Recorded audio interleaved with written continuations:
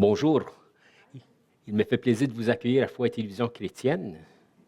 Notre conférencier, l'abbé Apollinaire, nous présente la 5e tranche de son enseignement, qui a le simple titre de « Voici ta mère », un enseignement qui est riche. Accueillons chaleureusement l'abbé Apollinaire. Oui, voici ta mère, c'est ce que Jésus me dit, c'est ce que Jésus te dit. Et nous avons déjà vu comment est-ce que Marie, qui est notre mère, a été symbolisée dans l'Ancien Testament par d'autres femmes.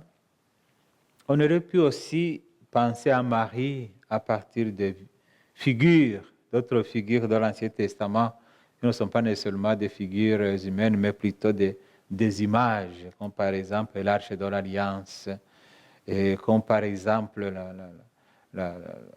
Marie qui est présentée comme la lune, comme par exemple Marie qui est présentée comme la beauté. Mais ce sont des figures qu'on peut facilement retrouver dans l'Ancien Testament spécialement. Mais nous sommes rendus à la plénitude des temps, là où Dieu a envoyé son Fils qui est né d'une femme, nous dit l'apôtre Paul aux Galates, chapitre 5e, verset 16. Et là, nous allons continuer toujours à visiter, c'est plutôt Galates chapitre 4, versets 4 à 7. Galates 4, 4 à 7. Nous allons continuer à visiter comment, pendant la plénitude des temps, Dieu a réalisé sa promesse. Et cette promesse, dans le Nouveau Testament, se voit spécialement dans les 3 moments importants de la vie de notre rédemption. Donc, les 3 moments importants de notre rédemption qui ont marqué vraiment le changement dans la vie de l'humanité. C'est avant tout l'incarnation et puis le mystère pascal et enfin la Pentecôte. L'incarnation, c'est lorsque Jésus se fait homme. Le mystère pascal, c'est la passion et la suite jusqu'à la résurrection. Et puis la Pentecôte, c'est la naissance de l'Église. Le mystère pascal, plutôt l'incarnation de Jésus, nous est proposé par l'évangéliste Matthieu et puis l'évangéliste Luc. Les 2 premiers chapitres, aussi bien chez Matthieu que chez Luc, ça nous présente justement qu'est-ce qui s'est passé pendant l'incarnation de Jésus. C'est intéressant que la Bible insiste beaucoup sur ce qu'on appelle d'habitude l'enfance de Jésus, alors qu'il va vivre pendant une 30aine d'années, on ne sait pas qu'est-ce qu'il faisait, c'est ce qu'on appelle le secret messianique, mais au moins pendant l'incarnation, nous avons des textes vraiment qui nous montrent comment est-ce que Dieu a accompli sa volonté. Mais quelle était la situation lorsque Dieu a envoyé son Fils? La situation, c'était le désespoir. C'est-à-dire que le peuple avait attendu presque 2000 ans. Ils attendaient le Sauveur, ça ne venait pas. Et certains avaient décidé de dire, écoute, ce Dieu ne viendra plus, on préfère ne pas suivre, on abandonne. Ça, c'est intéressant. Une fois, je faisais un enseignement à un groupe à Montréal, et puis il y avait des blancs et puis il y avait des noirs dans le groupe. Puis à un certain moment, il paraît que c'était long pour certains. Alors, à la sortie, une dame blanche s'approche et me dit, là, et puis j'étais avec d'autres, elle me dit, là, vous les noirs, là, on voit que vous n'avez pas attendu longtemps l'avènement de Dieu. Je dis, mais pourquoi? Il dit, nous, ça fait 2000 ans qu'on attend, vous, ça fait 100 ans. C'est quelque chose, c'est vrai, parce qu'il n'y a pas longtemps que l'Afrique a été évangélisée. Alors, c'est comme pour dire, nous, depuis qu'il nous a dit, je m'en vais, puis je reviens, on attend et puis il ne vient pas. Mais vous, là, vous parlez comme si c'est hier. Nous, on est fatigués d'attendre. C'était la situation, franchement, quand Jésus est né.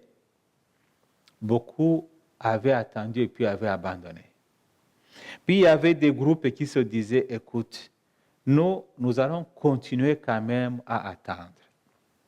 Ce qu'on appelle les pharisiens, les Esséniens, les Joannites. C'était des groupes qui continuaient à espérer et qui préféraient se retirer du monde pour pouvoir y vivre pleinement l'attente de l'avènement du règne.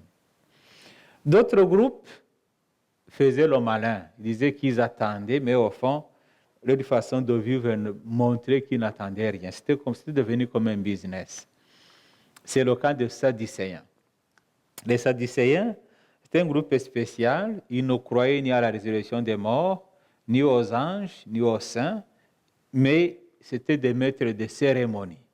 Et ils faisaient des rites. Ce sont eux qui géraient le temple de Jérusalem avec tout l'argent qui y tournait. Ce sont eux qui donnaient les grands prêtres et qui faisaient des cérémonies de façon exemplaire parce que c'était un business qu'il faudrait bien faire. Mais du point de vue de la foi, il n'y avait pratiquement rien. Alors, il y avait des catégories aussi qui n'étaient pas considérées vraiment comme des personnes dignes d'attente. Des catégories qu'on appelait les personnes pécheresses. 3 catégories, à savoir les bergers, parce que les bergers n'allaient pas pratiquer le sabbat, donc ils étaient dans les brousses avec les bêtes. Là, pour les Juifs, si tu ne pratiques pas le sabbat, tu es déjà en enfer. L'autre catégorie, bien sûr, c'était des femmes adultères. C'est les prostituées, donc ceux qui vendaient le corps, qui est le temple de Dieu, et qui est vendu. La 3e catégorie, c'était les collecteurs d'impôts, ceux qui collectaient les impôts pour les Romains, donc qui les avaient colonisés, et qui ne collectaient pas pour le peuple. Donc, ces 3 catégories dans l'ensemble étaient considérées comme déjà des grands pécheurs, donc damnés déjà. C'est dans cette situation étrange où le peuple, la grande majorité, est vraiment désemparé, découragé. Ça ressemble plus ou moins à notre temps. Plus ou moins à notre temps. Et lorsque tu parles aujourd'hui de Dieu, de la foi, surtout dans notre pays, c'est comme si tu es un extraterrestre. C'est comme si mais tu es comme un peu en arrière. Là. Toi, tu parles encore de ça. Tu vas encore à la messe. Donc, ça devient comme si tu es ridicule. Parce qu'ils ont attendu et puis à la fin, ils ont dit, écoute, on fait notre business, puis après on meurt, c'est fini. Le symbole de notre foi se manifeste aussi dans la façon dont on respecte les morts. Donc, quand tu penses à la vie éternelle, il y a une façon aussi de respecter ton corps, dont tu vis ton corps aussi. Mais lorsqu'il n'y a plus cette espérance, c'est comme si tout n'a pas de sens. Alors, dans une situation comme la nôtre, c'est à ce moment-là que Dieu envoie ses messagers. L'ange Gabriel fit envoyer, il y a une phrase intéressante. Cette phrase que nous trouvons dans l'évangile de Luc, chapitre 1er, 26 et 27. C'est une phrase, c'est comme une phrase, seulement pour dire le nom de Marie. Le 6e mois, l'ange Gabriel fut envoyé par Dieu dans une ville de Galilée appelée Nazareth à une jeune fille vierge accordée en mariage à un homme de la maison de David appelé Joseph. Le nom de la jeune fille était Marie. On pouvait dire au début, l'ange fut envoyé chez Marie. Mais il y a comme un détour pour pouvoir arriver au nom de Marie. Et là, vous comprenez pourquoi c'est par respect justement à cette personne importante dans la culture juive, comme dans beaucoup de cultures. Moi, je donne un exemple dans beaucoup de pays africains. Le président, ils ne vont pas dire le nom, ils vont commencer par son excellence, le président fondateur, le président chef des armées, le président, et puis à la fin, il s'appelle tel. Si tu n'es pas habitué, tu dis, mais c'est bizarre, pourquoi nommer tous ces titres-là? Bon, c'est justement par respect.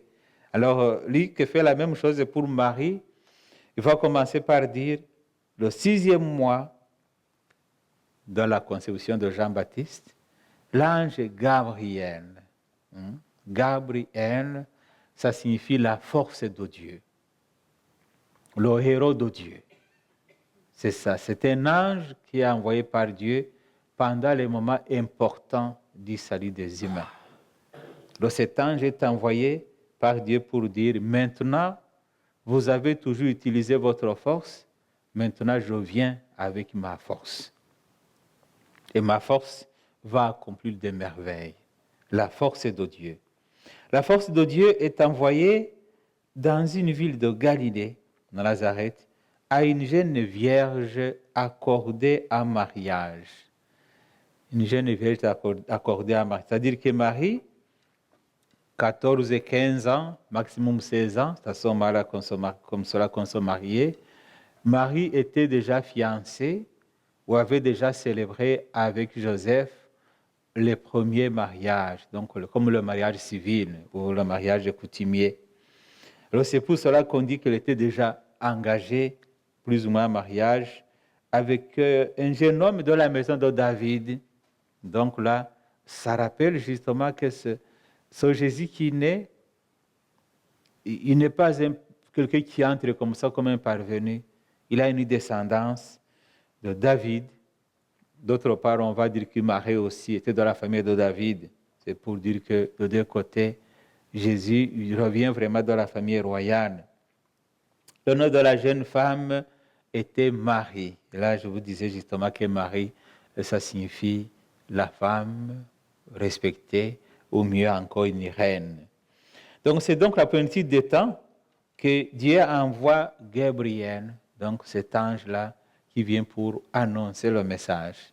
J'aimerais que dans notre temps, on ait beaucoup de Gabriel, des personnes qui nous annoncent la bonne nouvelle, des personnes qui viennent pour nous saluer, me dire et te dire, toi aussi, tu es dans la grâce de Dieu. Parce que la salutation à cette femme, l'ange ne dit pas son nom, il dit, je te salue, comblé de grâce. Comblé de grâce. La comblée de grâce, là, ça signifie en grec, c'est la kekaritomen. Kekaritomen, c'est comme rempli de Dieu. C'est ça au fond le sens. Nous, on n'a pas vraiment de concept derrière pour dire que depuis les pieds jusqu'aux cheveux, la Vierge Marie est remplie de Dieu. La pleine de grâce, il n'y a pas d'espace pour le péché. C'est ça en fait le sens. En Marie, il n'y a pas d'espace vide. Elle est tellement remplie de grâce que le péché ne peut pas trouver aucun poste pour entrer, la tromper. Elle est tentée comme tout le monde, mais ne peut pas pécher parce qu'elle est remplie de la grâce de Dieu. Et ça, c'est intéressant parce que ça s'oppose justement à l'ancienne Ève. Ève, elle a péché. On dirait qu'à un certain moment, elle a cessé de se remplir de la grâce qu'elle avait reçue pendant la création. Marie pouvait aussi, c'est-à-dire que le fait qu'elle est remplie de grâce ne signifie pas qu'elle n'a pas de liberté. Elle est toujours libre. Elle peut dire non. Mais justement, je pense que la grâce essentielle de Marie, c'est qu'elle a toujours su dire oui. Elle n'a pas dit non au projet de Dieu. Alors, et la pleine de grâce, et ça, la salutation. La salutation, c'est le fameux shalom. Shalom. Shalom, lorsqu'on dit shalom, nous disons facilement c'est la paix. Oui, c'est trop limité. Quand on dit shalom, ça signifie la paix. Parce que shalom, en hébreu, ça signifie reçois l'auteur de la paix. Je t'apporte celui qui donne la paix. Shalom. C'est plus que la paix seulement, mais c'est-à-dire que l'ange lui dit maintenant, là, moi je viens avec celui qui donne la paix, je viens avec Dieu. Lorsque tu dis la paix soit avec vous, pendant la messe, on devrait toujours penser à ce shalom. Penser que ce n'est pas la paix comme concept, c'est plutôt la paix comme Dieu. C'est Dieu qui donne la paix, c'est l'auteur de la paix, et celui qui vient pour nous rendre visite. Et pendant la messe, justement, ce n'est pas notre paix que nous donnons. Et parfois, on se surprend de voir quelqu'un dire la paix soit avec toi et puis tourne la face. Non, il n'a rien compris. Il n'a rien compris. Et à la messe, il va communier, tendre la main comme tout le monde, mais ne peut pas serrer la main à un frère ou une sœur à côté. Il y a un problème, il n'a pas compris que c'est la paix de Dieu. Ce n'est pas notre paix que nous donnons parce qu'on ne peut pas donner ce qu'on n'a pas. Mais quand tu sais que c'est la paix de Dieu que tu donnes, alors ça devient du véritable shalom. Donc l'ange dit, shalom, je te donne l'auteur de la paix. Et ton ange gardien te dit aujourd'hui, shalom, je te donne l'auteur de la paix. C'est intéressant de se sentir que lorsque Dieu vient vers nous, c'est surtout pour justement se donner à nous comme l'auteur de la paix. La pleine de grâce, donc remplie de Dieu, qui reçoit cette salutation, qui ne fait que compléter ce qu'elle est. Tu es rempli de Dieu, tu es pleine de grâce. Alors, Marie est comme gênée, on dit qu'elle est perturbée par une telle salutation. Et c'est normal. C'est normal parce qu'elle se reconnaît comme créature et pas comprendre comment est-ce qu'elle est remplie de Dieu, mais tout de même, et puis reçoit l'ange. Là, il y a une des questions que souvent les gens se posent, se disent, mais c'était où? Est-ce que c'était au temple? C'était à la synagogue? Qu'est-ce qu'elle faisait? On dit que c'est chez elle. Et puis on voit qu'elle n'a pas vu l'ange, elle a entendu la voix.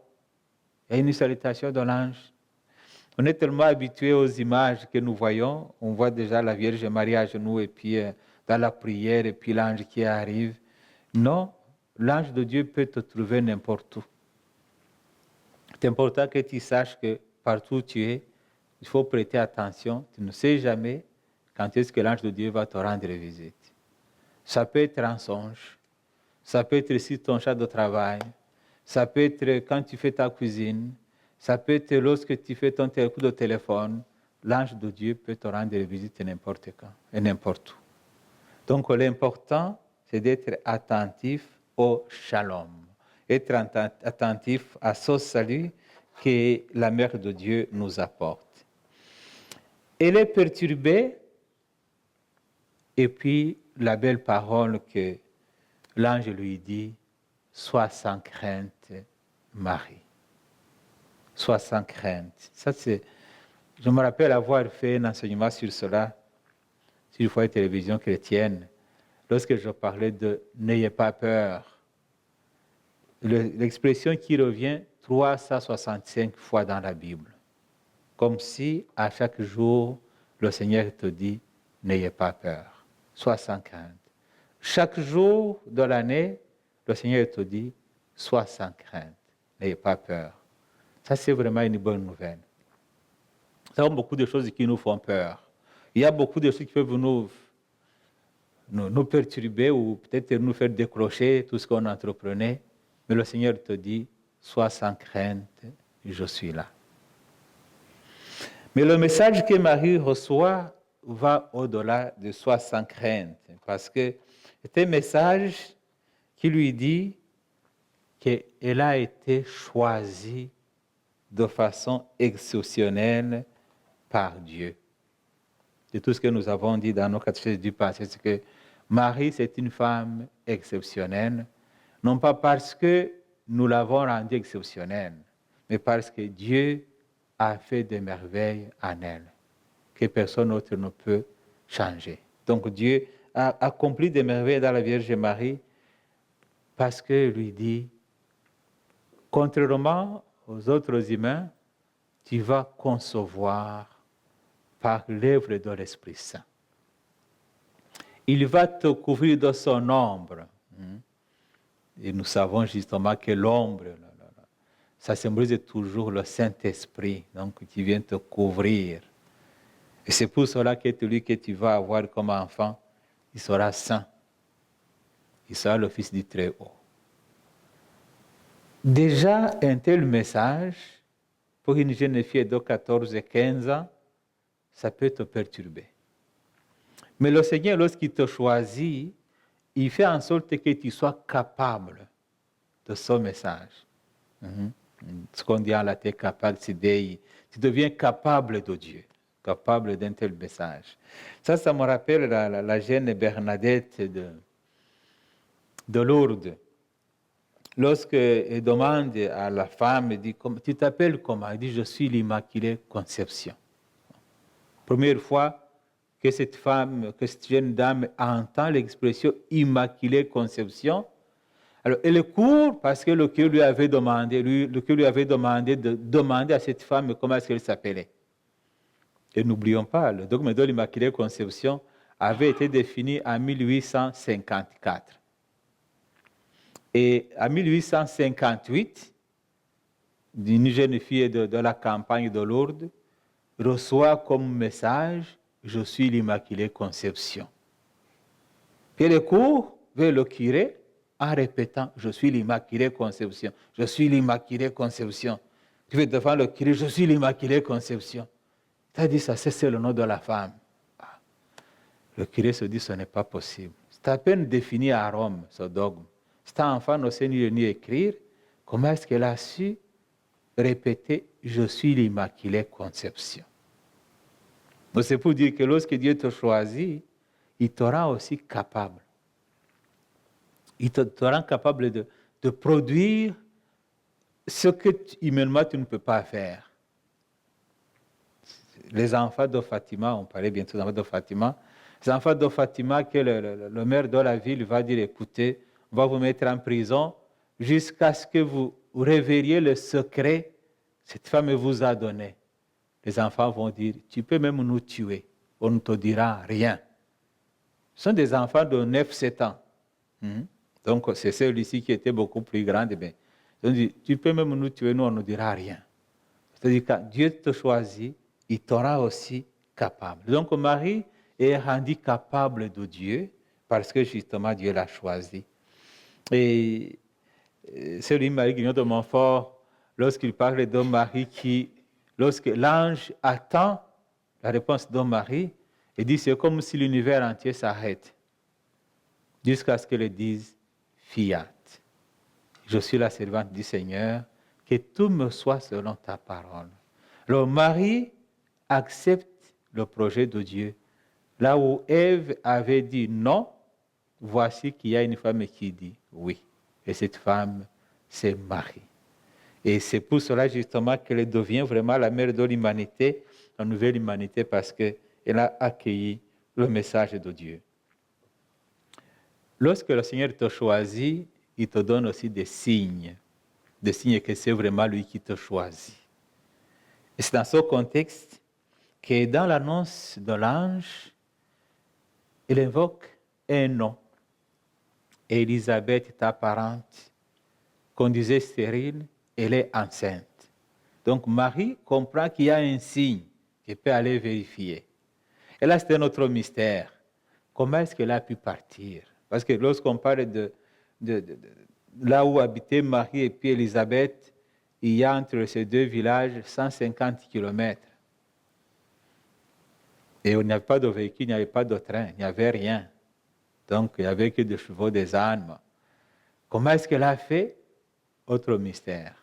Lorsque Dieu te choisit, il s'arrange aussi pour trouver les moyens. Ce qui va arriver, c'est qu'elle va trouver sa parente Élisabeth, que nous appelons souvent sa cousine, mais au fond, c'est une exagération. C'est une parente qui était beaucoup plus âgée qu'elle, mais qui attendait, et ça faisait 6 mois qu'elle était enceinte.